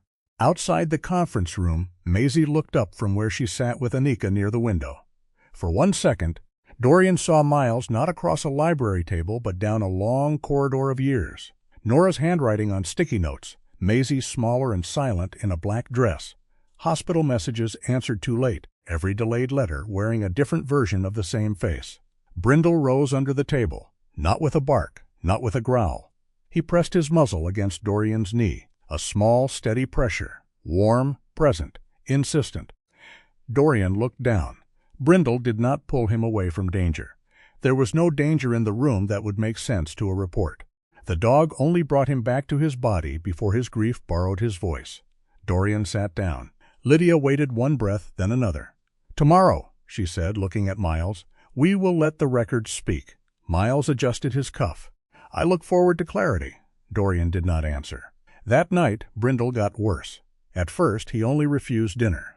Then he paced the living room, stopping beside Maisie's chair, then the front hall, then Dorian's bedroom door. His stomach tightened in waves. He drank, then turned away from the bowl. By 10, he was shaking. Dorian did not wait for the symptoms to become dramatic. Kara had told him what to watch for, and this time he listened before fear turned into command. The road to the clinic was silver under fresh snow. Maisie sat in the back seat, beside Brindle, one hand on his shoulder, the peach scarf folded in her lap. She had not eaten dinner. Dorian had asked once. She had shaken her head. He had not asked again. Kira met them at the clinic door wearing a rust-colored beanie over her clipped red hair and a gray puffer jacket thrown over scrubs. She took one look at Brindle and said, "Exam room 2, lights low." There was no panic in her voice. Dorian clung to that. Inside, the room was warm and dim. Kira checked Brindle's hydration, temperature, abdomen, and heart. She spoke to Maisie as she worked, not as if the girl were too fragile to hear, but as if truth could be made gentle without becoming false. "He is very stressed," Kira said, "and tired. We are going to help his body settle." Maisie's lips parted once. No sound came. She looked smaller in the clinic chair than she had at the library. Dorian stood near the wall, hands open, resisting every urge to ask 3 questions at once. Was Brindle going to be all right? Had Dorian done this? Should he skip the hearing? Could the others go without him? Would Maisie ever forgive another almost loss? Kara started fluids and medication. Brindle slowly stopped shaking. His eyes stayed on Maisie until exhaustion pulled them half closed. Close to midnight, Kara stepped into the hall with Dorian. "He is past the worst of this episode," she said, "but he needs quiet. Not a courtroom hallway, not crowds, not tension he can read from 10 feet away. It is not a courtroom, you know what I mean?" He did. Through the glass panel, he could see Maisie sitting on the floor beside the exam table. Her head rested against the padded edge near Brindle's paw. She was awake, but only barely. "The hearing is tomorrow," Dorian said. "I know. If I do not go, Pinecrest gets to say the main complainant backed away. I am not your lawyer." "No," he said. "You are the person telling me my dog is sick because my house became a pressure system." Kara did not deny it. "I am telling you he cannot carry the next room, too." Dorian returned to the exam room and lowered himself to the floor opposite Maisie. He did not touch her. He did not touch Brindle. The old Dorian would have made a decision quickly and announced it as protection. This Dorian sat with the impossible shape of the choice until it stopped, pretending there was a clean side. Maisie reached across Brindle's blanket and placed the peach scarf near his nose. The dog breathed it in and settled deeper. Dorian took out his phone and called Lydia. She answered on the second ring. "Tell me, Brindle is stable," he said, "but he cannot come tomorrow. I did not expect him to. Maisie may not be able to either. Then she does not." Dorian closed his eyes. "If I testify, I am not bringing them in as proof." "Good. I am not wearing my uniform." "Better. And I am not going to speak as a police officer." Lydia said nothing. Dorian looked at his daughter asleep beside the dog, who had carried too much for both of them. "I am going to speak as someone who learned too late that paperwork can hurt people without ever raising its voice." For a while, Lydia remained quiet on the line. Then she said, "That, Dorian, is something they cannot object to." Dorian left his badge at home. He placed it in the top drawer of his dresser before sunrise, beside his department phone and the black leather wallet that held his police identification. The act took less than 10 seconds. It felt heavier than putting on armor. For the hearing, he wore a white shirt, a charcoal blazer, dark navy trousers, and the same black wristwatch he wore every day. Beneath the collar of his shirt, hidden against his chest, hung his wedding ring on a plain chain. He had not planned to wear it. His hand had found it before his mind made the decision. At the clinic, Brindle was awake but tired. The German shepherd lay on a thick gray blanket in the quiet recovery room, his dark muzzle resting near Maisie's pale peach scarf. An IV line had been removed before dawn. His amber-brown eyes opened when Dorian entered, but he did not lift his head all the way. Maisie sat beside him on the floor. Her hair was uneven from sleeping in a chair, and her powder-blue coat was folded across her lap. She had not spoken. Not when Kira checked Brindle. Not when Dorian told her the hearing was still happening. Not when Dr. Anika Lowell arrived with a thermos of tea and the canvas bag of communication cards. Dorian crouched near the door, careful not to crowd either of them. "You do not have to come," he said. Maisie looked at Brindle. Kira Knoll stood by the counter in teal scrubs, red hair clipped back, green eyes tired but steady. "He stays here," she said. "Quiet room, small meals, no crowds." Maisie touched Brindle's ear, the one that tilted slightly when he listened to her. Then she reached for Anika's communication cards and placed 3 on the floor. "Go. Here. Home." Anika knelt beside her. "You want to go hear what happens, then come home?" Maisie nodded. Dorian looked at Anika, not because he wanted permission to take his daughter, but because he no longer trusted himself to decide alone when love and fear were pulling in different directions. Anika's voice remained calm. "She can come if we protect her choices. She does not testify. She does not answer questions. She can leave at any time." Dorian nodded. "Any time." Maisie slipped the peach scarf from beside Brindle and tucked it into her coat pocket. Brindle watched her, eyes following the movement, but his body stayed still. Dorian wanted to promise they would be back soon. Instead, he said, "We'll come back to him." Maisie accepted that because it was not bigger than the truth. The state office building in Atlanta was not made for drama. It was 12 stories of beige stone, metal detectors, directory signs, and fluorescent light. People moved through the lobby carrying briefcases, lunch bags, folders, and the dull patience of those who had spent too many mornings waiting for numbers to be called. The hearing room sat on the 4th floor. It had no jury box, no gallery worth naming, no carved wood. Only 2 long tables, a row of chairs, microphones, a recorder, and a seal of the state mounted on the wall. The room was bright and cold enough to make everyone look slightly less human. Nadine Belcourt sat at the center table, compact and composed in a charcoal suit with a steel blue blouse. Her black bob curved neatly at her jaw, and a small silver recorder rested in front of her, perfectly aligned with her folder. She did not look angry. She did not look sympathetic. She looked ready to catch any sentence that tried to slip away. Lydia Maris sat beside Dorian with 3 organized binders and her burgundy fountain pen. Across the room, Miles Carraway sat straight-backed in a gray suit, his silver blue tie smooth, his hands folded. Celeste Warwick sat to his right. To his left was Pinecrest's attorney, a narrow man named Roland Pierce, who wore rimless glasses and had the patient expression of someone paid to turn sharp questions into fog. Maisie sat behind Dorian, not beside him. Anika sat with her near the aisle, the communication cards tucked inside her bag. Reva Jean Hollister sat 2 chairs down in a deep red coat, both hands around her purse. Glenn Taver held his faded garage cap in his lap. Marla Beecham had a folder so neatly tabbed that even Lydia had smiled when she saw it. Cal Renshaw sat near the wall, his old lighter absent today, both hands folded tightly instead. Nadine began without ceremony.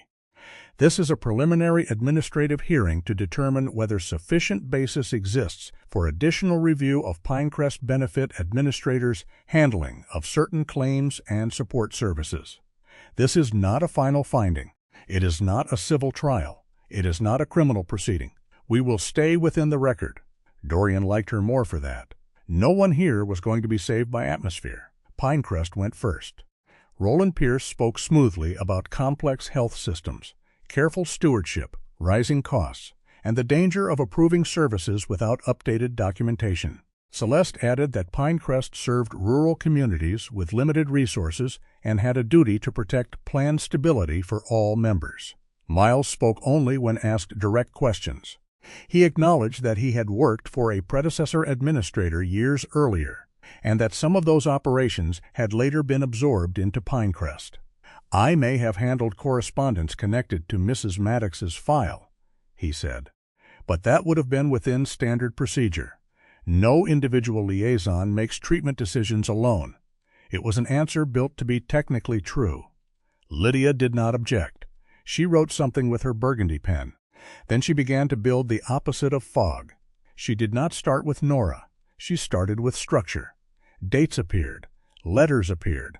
Matching paragraphs appeared. Similar requests from different households appeared on the screen.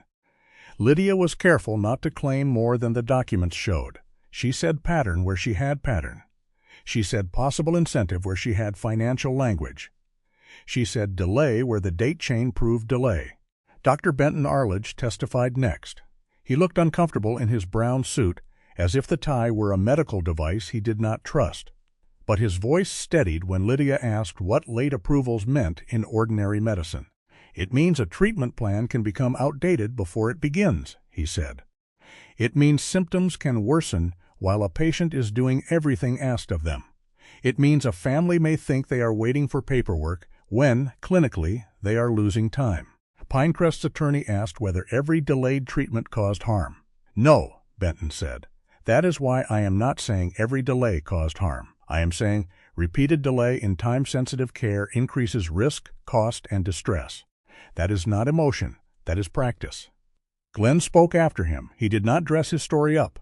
He said he sent what they asked for, then sent it again, then sold the tow truck because bills did not wait for clarification. Marla explained how receiving the same request 3 times made her feel as if the pain in her hip had become a paperwork error. Cal spoke the least, but his words held the room when they came. "I did what the letter told me," he said. "Then another letter told me that was not enough. After a while, a man starts thinking maybe he is the part of the file that does not fit." Reva Jean was not a claimant. Roland pointed that out before she began. Nadine allowed her to speak only as a community witness. Reva adjusted her red coat and looked at no one in particular. "I own a diner. That means people tell me things while pretending they only came in for eggs. I am not here to diagnose anybody. I am here to say folks in Ridgewell started fearing envelopes. Not bills, not bad weather. Envelopes. Because everyone might mean they had to prove their need all over again.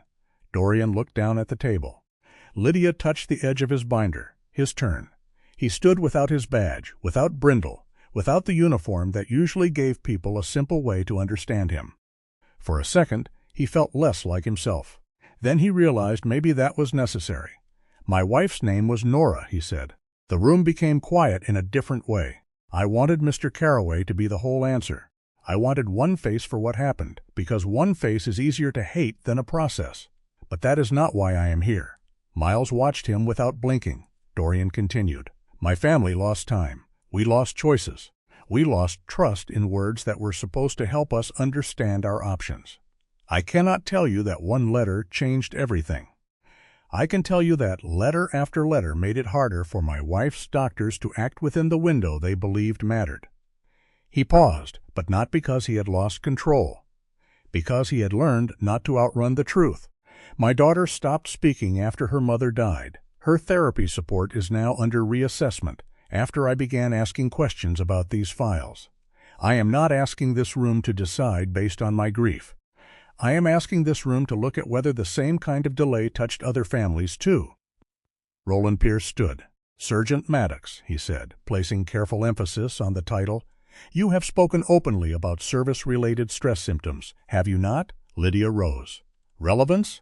Roland looked at Nadine. "Credibility and perception. Mr. Maddox has described sounds, paperwork, and ordinary administrative contact as threats." Nadine considered the objection.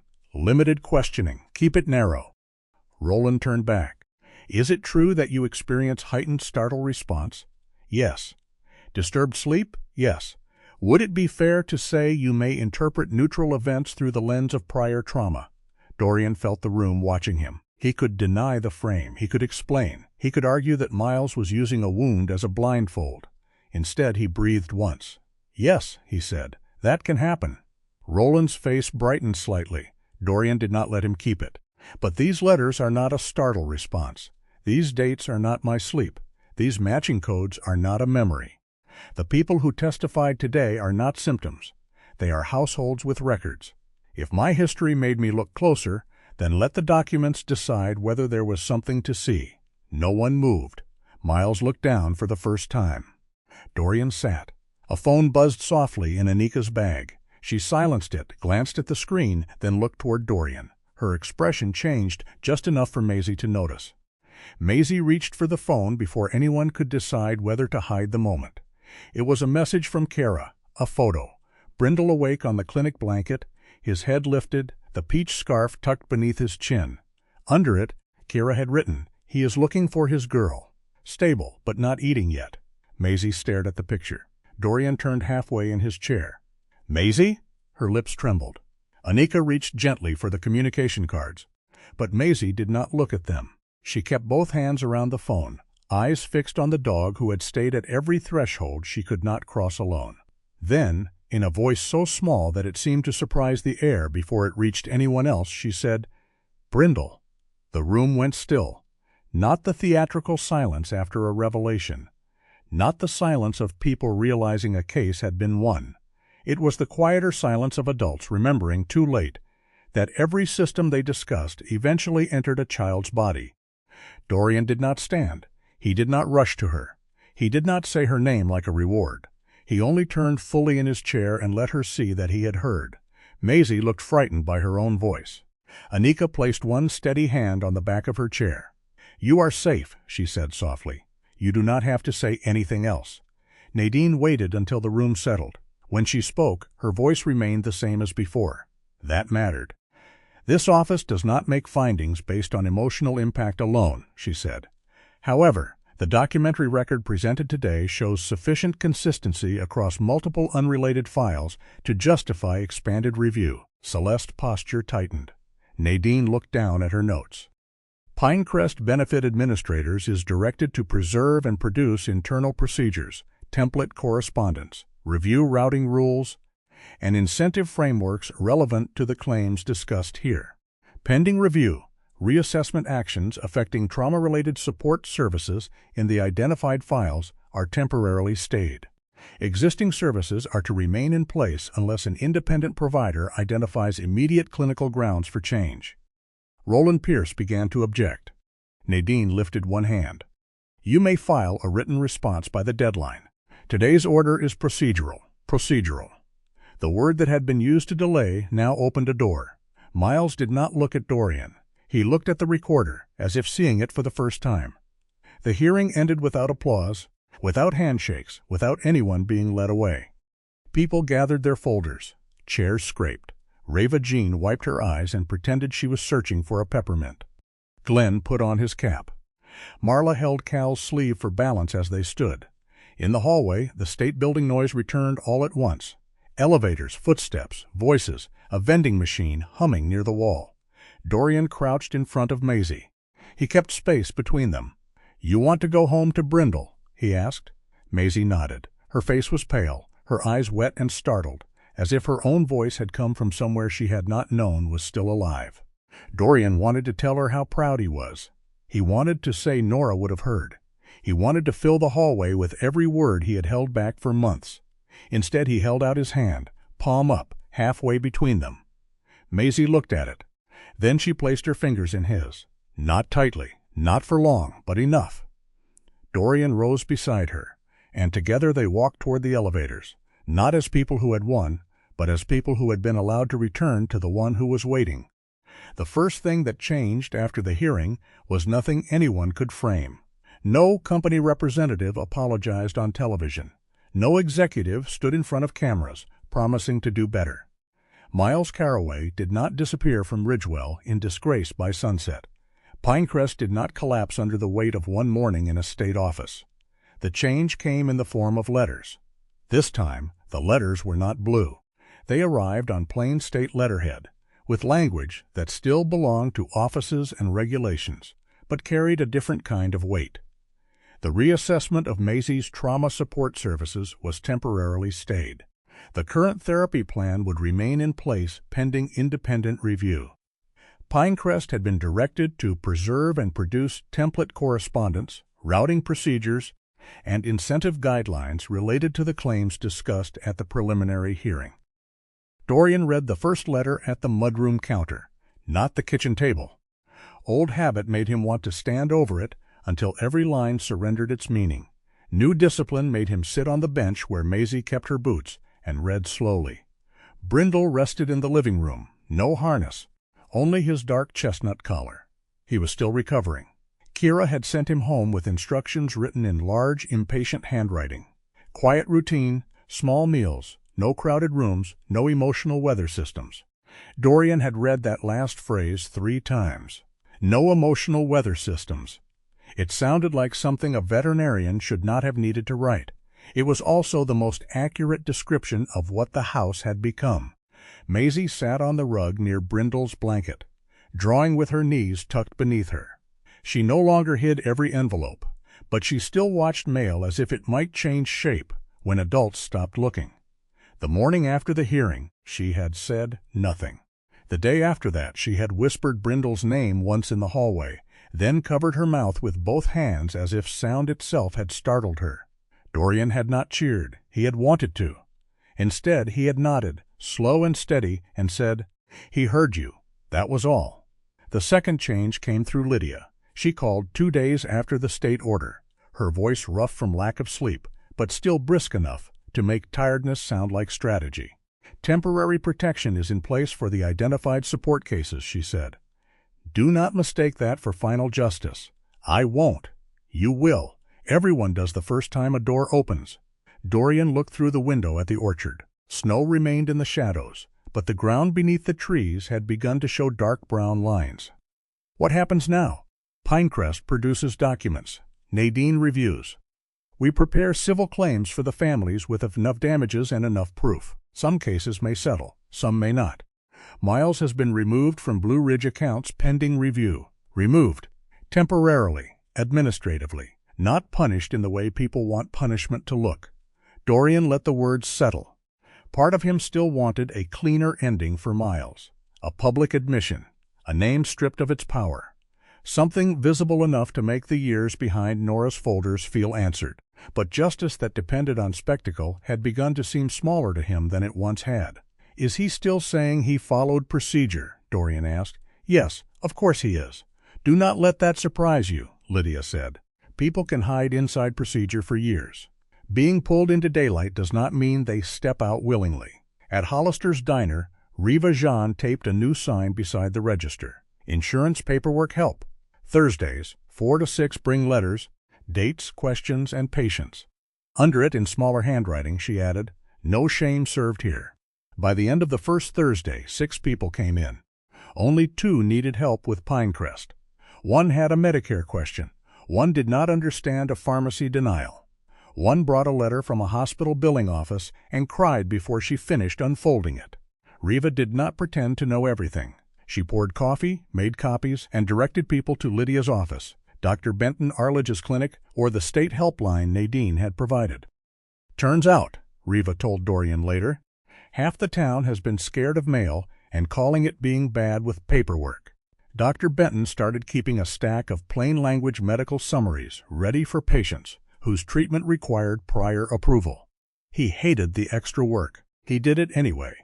His nurse, a sharp-eyed woman named Paula Merritt, color-coded the forms and warned him that if he kept handwriting everything like a man sending notes by lantern, she would stage an intervention. Benton grumbled. Then he bought a better printer. Cal Renshaw came to the diner on the second Thursday and sat near the back wall. He did not talk much, but when a younger road worker said he felt foolish asking for counseling records, Cal looked at him and said, "Foolish is letting a letter tell you what you're allowed to need." No one made a speech about it. That made it matter more. Marla Beecham offered to help people organize timelines. Within 10 minutes, she had turned Riva's back booth into something that looked like a classroom without children. She brought purple sticky notes, binder clips, and a retired teacher's intolerance for vague dates. Glenn Taver still complained about everything, but he came early to fix the diner's old copy machine. Dorian watched all this from the doorway one evening, snow dampening the shoulders of his slate blue jacket.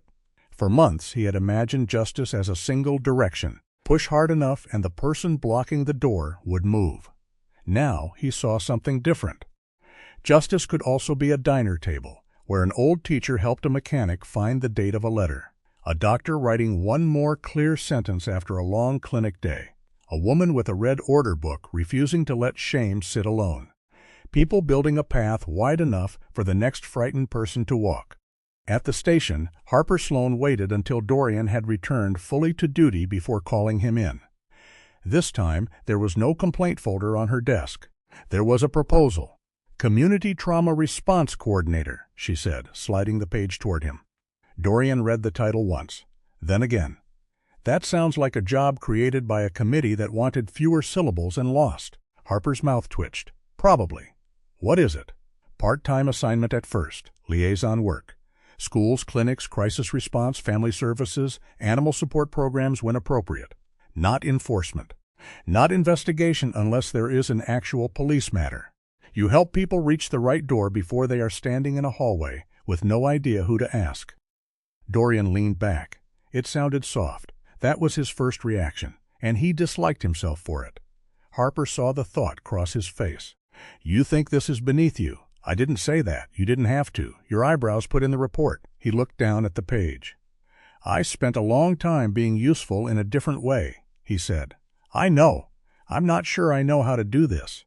"That might be why you should." The room held no pressure. Harper was not offering him pity. She would never insult him that way. She was offering him a chance to use the part of his life he had treated as damage and turn it toward something that did not require a weapon, a chase, or a command. "Think about it," she said. Dorian folded the proposal once and placed it inside his jacket. On the drive home, a truck ahead of him hit a pothole and blew a tire. The sound cracked across the road. Dorian's body reacted. His hands tightened. His shoulders locked. For half a breath, Ridgewell vanished at the edges. Then he pulled onto the shoulder. He put the truck in park.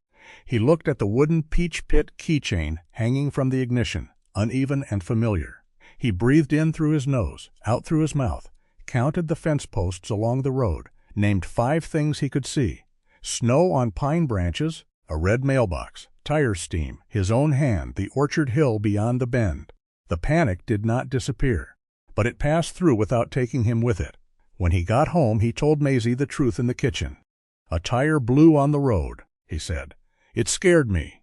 I pulled over until I could drive safely." Maisie was sitting beside Brindle, who had lifted his head at Dorian's voice. She watched her father carefully. Dorian did not add that he was fine. He did not turn the moment into proof of strength. Maisie reached for her communication board, then paused. Her lips moved once. "Home," she whispered. It was not clear whether she meant he was home, or she was home, or Brindle was home, or all of them were. Dorian accepted it without asking her to define the miracle. "Yes," he said. "Home." Brindle's recovery came in ordinary measurements. Half a bowl, then 3/4. A full night of sleep, a slower walk through the orchard without scanning every sound. His coat regained its shine along the shoulders. The tan mark beneath his right eye seemed brighter after Kira cleaned the old tear stains from his fur. But he did not go back to being constantly on duty. Dorian made sure of that. Brindle's harness stayed on its hook unless they were going somewhere that required it. At home, he wore only his collar. Dorian began taking the first 10 minutes after work on the back porch alone, before entering the house with the whole day still clinging to him. If anger rose, he said it plainly. "I need a minute." At first, Maisie watched that sentence with suspicion. Then she began to trust it. A minute meant he would return. It did not mean a door would slam. It did not mean a letter had won. It did not mean Brindle needed to stand between them. Spring approached without making announcements. The snow thinned first under the fence line. Then the red clay road softened. Then tiny green points appeared near the base of the peach trees. Dorian found the first bud by accident while repairing a loose latch on the orchard gate. It was small, tight, and pink at the tip, held against the cold by nothing but its own stubborn timing. He stood there longer than a grown man needed to stand in front of a bud. Nora would have seen it earlier. She had always noticed the first small proof that winter was losing. On the last Sunday of February, Dorian carried a small table from the kitchen to the back porch. Maisie watched from the doorway with Brindle beside her. "Breakfast outside?" Dorian asked. She looked at the thin snow still tucked along the porch steps. Then she looked at the peach trees. It was not warm, not truly, but the morning was bright. Sunlight spread across the orchard in pale gold, catching on the last traces of frost. Above them, the old trees had begun to bloom late, pink blossoms opening among bare black branches like gentle defiance. Dorian set out biscuits, scrambled eggs, coffee, and a jar of peach preserves Nora had made the summer before she became too tired to stand over the stove. He had found it at the back of the pantry behind 3 jars of pickles. The label was in her handwriting. Peach, August. Too sweet, probably. He almost put it back. Then he opened it. Maisie came out wearing her cream sweater, gray leggings, and thick peach socks tucked into boots. Brindle walked beside her, without positioning himself between her and the world. He chose the space under the table, near her feet, and lowered himself with a long sigh. For a while they ate without talking. The old Dorian would have filled the silence with careful questions. "Are you warm enough? Do you want more? Are you feeling okay? Did you sleep? Do you want to talk about Atlanta? Do you remember what you said?" He asked none of them. Maisie broke a biscuit in half. Steam rose from the soft center. She spread a little peach preserve on one piece, then cut off a plain corner and placed it on the small plate Dorian had set aside for Brindle. The dog lifted his head. Maisie looked down at him. "Breakfast," she said. The word was soft, smaller than birdsong, bigger than anything Dorian had heard in months. He kept his hand still around his coffee cup. Brindle ate the biscuit corner carefully, as if accepting a gift that required respect. Maisie did not look frightened after speaking this time. She only wiped her fingers on a napkin and reached for her fork. Dorian turned his face toward the orchard. The blossoms blurred for a moment, but he did not move to hide it. He did not pull Maisie into his arms. He did not praise her voice until it became a burden she had to carry for him. He let breakfast continue. That was what love required of him now. Not to make the moment larger, not to make healing perform, just to stay present while it chose its own size. Beyond the porch, Ridgewell sat under a bright winter sky, still flawed, still tangled in paperwork, still waiting for investigations and decisions and repairs no one could finish in a single season. Miles Carraway's name would appear in more documents. Pinecrest would answer some questions and avoid others. Lydia would keep pushing. Nadine would keep requesting. Riva would keep pouring coffee over frightened letters. Nothing was restored to what it had been. Nora was still gone. Dorian was not the man he had been before war or grief. Maisie was not the child she had been before the hospital rooms and the funeral. Brindle was not a tireless guardian built to stand at every door. But the door behind them was open. The dog was resting. The child had spoken because she wanted to, not because anyone demanded it. And under the late-blooming peach trees, a father finally understood that a family did not have to become what it used to be in order to become real again.